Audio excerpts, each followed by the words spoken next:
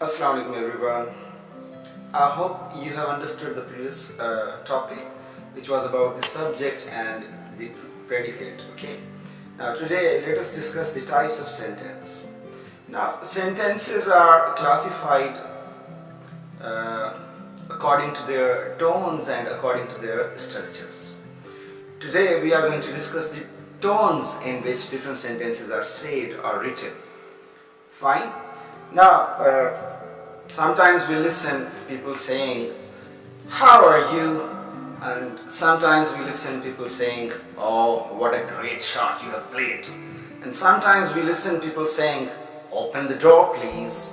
And sometimes we listen to the people saying, "America is a very powerful nation." Fine. Now all these sentences have got different tones.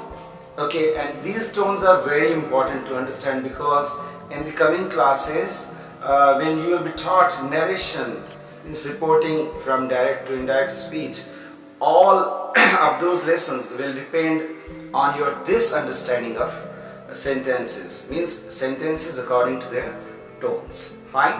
So let's have some discussion on the types of sentences according to their tone. Now the first type of the sentence that we are going to discuss today is the statements. Now statements grammatically are termed as declarative sentences and affirmative sentences, and further classified as affirmative and negative sentences. So statements are of two types. There are statements having just some affirmation, fine, without showing any negation. Such statements which give you information and there isn't any negation in them, they are known as affirmative sentences. Like the first example that is given over here, that says, "He is given a sanitizer." He is given a sanitizer.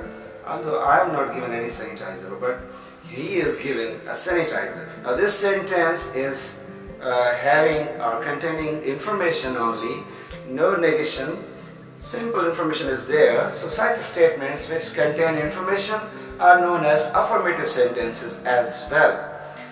Look at the second sentence, which says, "He does not leave home very often." Such a sensible person, I think. Yes.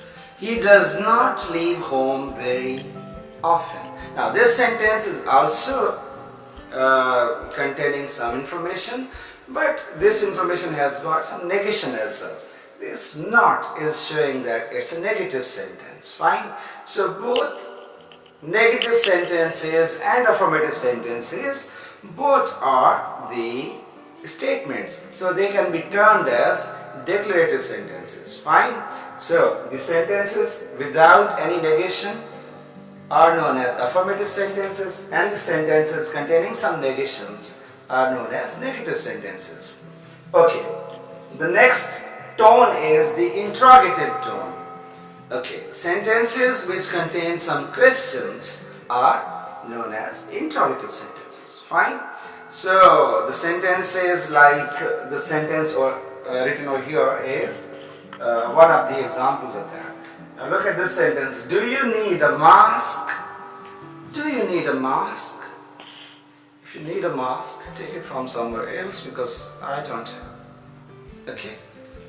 But I do need a mask, but no one is giving me. Anyways, "Do you need a mask?" is a question. Fine. So it is interrogative sentence. So the sentences containing some question or inquiry are termed as interrogative sentences. Right? Look at the other example as well. "Where did you keep the sanitizer?" Have you noticed that both are the questions, but both have different way of writing? Okay, they are written in different way. "Do you need a mask?" "Where did you keep the sanitizer?" "Do you need a mask?" can be answered with a single word, yes or no. Okay. Whereas the next sentence, which is, "Where did you keep the sanitizer?"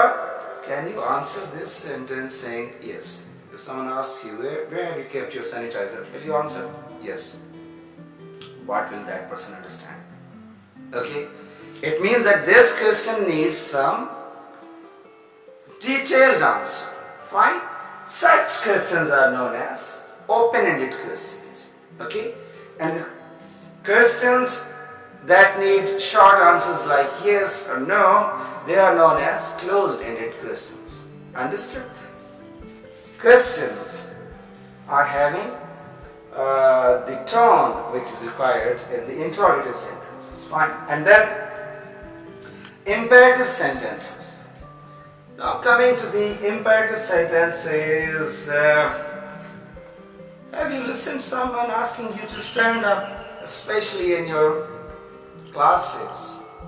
Okay? Stand up, sit down, open the door, leave the room, take this ice cream to your brother. You must have listened to all these instructions at your homes, in your school, everywhere instructions. Do this, do that, don't do this, don't do that. So all these commands, orders and sometimes requests as well, because there are some polite people as well who convert the order into request. So the sentences which are containing requests, the sentences which are containing the orders and commands and prohibitions, these are the sentences which are termed as the imperative sentences. Right? Imperative sentences. Look at the first sentence. Stay at home to be safe. Stay at home to be safe. Stay at home to be safe. Just to add some politeness, I could have said, please stay at home to be safe. Look at this sentence. Please don't go into the crowds. Please don't go into the crowds. Imperative sentence containing some request of prohibition. Fine? At the same time. And then, please help those who are in need. Request.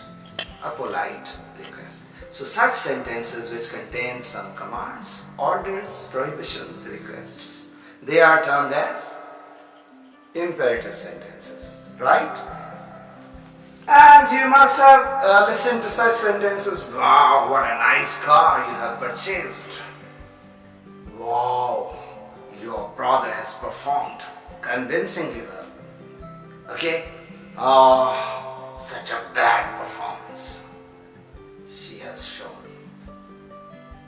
So such sentences are known as exclamatory sentences. Why? Because they contain some emotion.